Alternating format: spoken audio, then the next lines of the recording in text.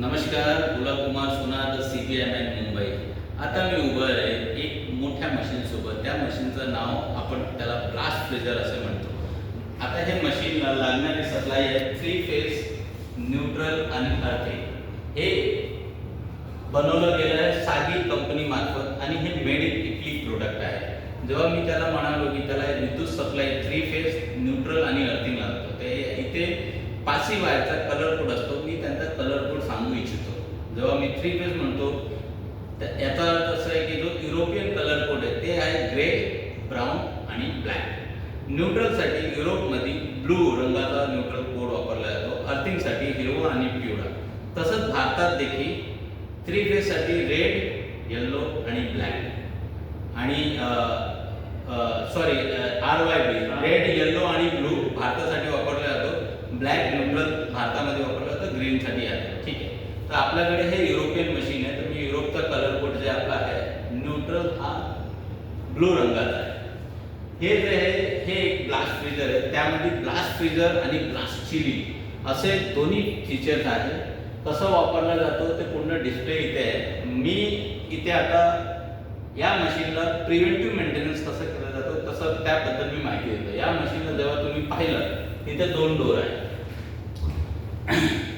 दोन्ही डोर मध्ये तुम्ही पाठी पाहिलं तर 3 फॅन आहे. 3 फॅनचा पाठीमागे एव्हॉपरेटर आहे. जनरली तो एव्हॉपरेटर चोक होत नाही, पण वन्स इन अ व्हाईल ते सुद्धा आपल्याला क्लीन करण्याची गरज आहे. हा पूर्ण पॅनल बाहेर काढायचा, तिथे स्क्रू आहे ते काढायचा, पण तुम्हाला तो एव्हॉपरेटर दिसणार. तिथे काही सेन्सर असतो. सेन्सरचं जिथे पोझिशन असेल तिथे लावायचं पाहिजे आणि त्याला ब्रशिंग करून ब्लोअर मारायचा. बरोबर. आईस असेल तर त्याला त्याच्यावर तुम्ही सोडून द्या. 24 तास सोडून द्या. आईस ऑटोमॅटिक दार उघडून सोडून आईस ऑटोमॅटिक वितळून जाईल. अन्यथा त्याच्यावर गरम पाणी टाका, जेणेकरून आईस वितळून खाते ना. पण चुकून सुद्धा स्क्रू ड्रायव्हर, चाकू किंवा नट बोल्ट याचा धारदार कुठल्याही वस्तूचा वापर करू नका. अन्यथा तो एव्हॉपरेटर कॉइल डॅमेज होणार आणि पूर्ण रेफ्रिजरेट गॅस तो बाहेर पडणार आणि गॅस जेव्हा बाहेर पडतो तेव्हा तसा आवाज येतो, असा आवाज येतो. हे डोर आहे. डोरवर गॅसकेट आहे. गॅसकेट हा मॅग्नेटिक गॅस आहे. जेव्हा आपण डोर बंद करतो तसं व्यवस्थित चिपकून राहतो मॅग्नेटिक असल्यामुळे. ह्याचा हा हेड आहे. हेडवर तुम्ही जरा लक्ष द्या. इथे तुम्हाला काळ्या रंगाचा दिसतोय काय? तो एअर कंडेन्सर आहे. एअर कंडेन्सर समोरून हवा खेचतो आणि पाठीमागे हवा फेकतो. आपल्याला हे लक्षात येते की तिथे काही ब्लॉकेज नको आहे. जर ब्लॉकेज असलं तर परफॉर्मन्सवर इश्यू होतो. तर कमीत कमी 3 महिन्यात एकदा तिथे ब्रशिंग केलं पाहिजे. ब्रशिंग करण्याच्या वेळी मशीन पूर्णपणे बंद, प्लग आउट करून ठेवायचं. जरी मशीन बंद असलं आणि प्लग आउट नाही हे सुद्धा देखील डेंजर आहे. मी वारंवार बोलतो, आपल्याला स्वतःची सुरक्षा सोबत मशीनची पण सुरक्षा हे करून घ्यायचं आहे. त्यासाठी जेव्हा मशीन आपण प्रिव्हेंटिव्ह मेंटेनन्ससाठी घेतो हाती, प्रथम गोष्टी आपल्यासोबत एक सहयोगी असलं पाहिजे. नाही असलं तर हे सेफ्टी आपल्याला पाळायचं आहे की मशीन बंद, प्लग आउट. प्लग आउट केल्यानंतर काय असतो की आपला मशीन आता इलेक्ट्रिक सप्लाय खंडित झालेली आहे. ब्रशिंग करायचं. ब्रशिंग करून त्याला ब्लोअर मारायचं, हवा मारून त्याला साफ करायचा. तिथे वरती तुम्हाला भरपूर कॉपरचे ट्यूब असतात. त्या ट्यूब मध्ये नळी असते. त्या नळीमध्ये गॅस प्रवाह असतो. त्याला रेफ्रिजरंट म्हणतो. तर नळीला छेडछाड जास्त करायचं नाही, ताकद जास्त लावायचं नाही. जरी एखादं कुठे कोपऱ्यात घाण असलं, धूळ असली, त्याला नाही साफ केलं तरी चालेल, पण साफ करण्यासाठी जास्त बळचा प्रयोग करायचा नाही. अन्यथा ते कदाचित चुकून डॅमेज झालं, गॅस लिकेज होण्याची शक्यता आहे.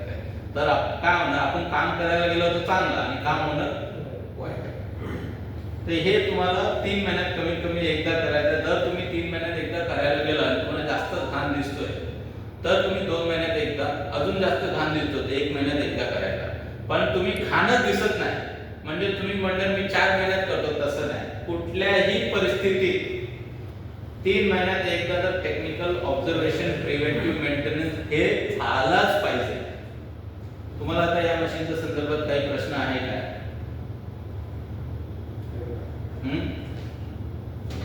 जर तुम्हाला काही प्रश्न असतील तुम्ही मला फोन सुद्धा करू शकता. माझा नंबर आहे 9967149769 आणि मी दी CBI मॅन म्हणजे चॉकलेट बेकरी आईस्क्रीम, त्याचसोबत होरेका सेगमेंट हॉटेल रेस्टॉरंट कॅटरिंग, तसंच देखील HVACR heat ventilation air conditioning आणि रेफ्रिजरेशन आणि MEP मेकॅनिकल इलेक्ट्रिकल आणि प्लंबिंग या सर्व क्षेत्रात मी कार्यरत आहे. आणि या सर्व क्षेत्राचा संदर्भित जे काय इन्फॉर्मेटिव्ह मशीन्स किंवा प्रोडक्ट किंवा पॉडकास्ट काही विषय असतो, जेणेकरून मी माझे ज्ञान पसरवण्यासाठी लोकांना तुमच्याकडे ज्ञान व्यवस्थित पोहोचवा, त्यासाठी मी हे व्हिडिओ बनवतो.